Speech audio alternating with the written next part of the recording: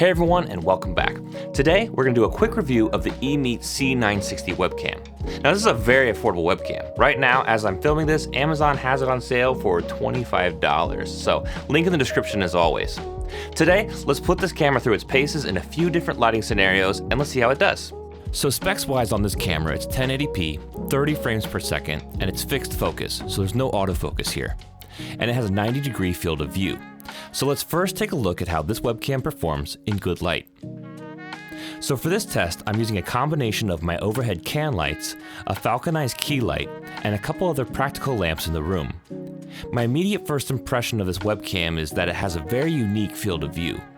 Although it's officially listed as having a 90-degree field of view, this appears to be even wider than many of the 110-degree cameras that I've tested. Depending on your setup, this may or may not be a good thing. For me, I actually had to clean up some of the empty boxes and things off the ground before filming these clips because no other camera showed this much of my floor. The thing that makes this camera really unique though is the way it's achieving its wide angle. Instead of doing a fisheye lens that tends to distort the image and make things in the center of the frame appear larger, this camera is actually doing the opposite. Areas in the center here actually seem smaller than things on the outside of the frame. This is exaggerated when I'm putting my hands out to wave, for example. Outside of the field of view, I have to say the camera looks good in this well-lit room. The colors are pretty accurate, it's not overly sharpened or high contrast, so things appear pretty natural here. Let's see how it does in less ideal lighting conditions. So for this test, I turned off all the lights except for one small lamp, so it's very dark in the room. Most webcams do one of two things to compensate for low light. They either increase the ISO, which will tend to make the picture look more grainy, or it'll slow down the frame rate, which will make it so that when you move around, you see a blurry trail, which is called motion blur. The eMeet C960 appears to be doing a little bit of both. Sometimes when uploading to YouTube, their compression kind of smooths out any graininess, but you should still be able to tell that this image is very grainy, especially if you look at the white walls in the background. What stands out here is that in comparison to other budget webcams I've tested, this image is quite dark. It's borderline unusable. For most webcam use cases, I would prefer to see them brighten the image as a trade-off to frame rate or image noise, but that's not what we're seeing here.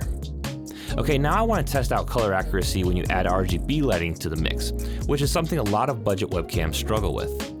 So I've turned my key light back on here so my face is really well lit, and I'm using a couple of lights in the background to wash the wall with a green color, and there's a blue LED strip light around the gray panel in the background.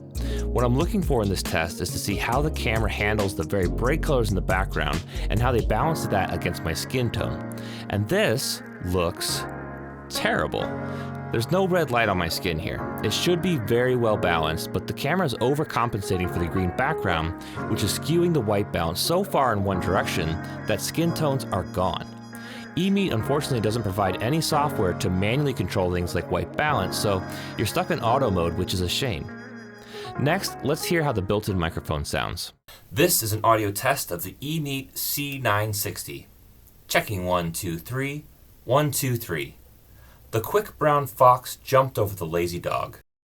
Alright, let me know in the comments below what you thought of this webcam.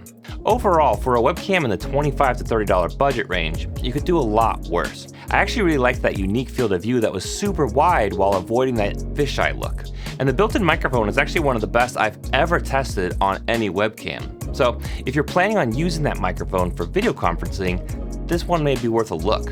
Unfortunately, this camera did suffer in less ideal lighting conditions. So you want to make sure you have lots of lighting or good natural light coming from your windows if you want to use this camera and expect accurate colors. If you're interested in seeing how this webcam stacks up against 4 of the other most popular budget web cameras, I've got that video for you right here. Thanks for watching, and we'll see you on the next one.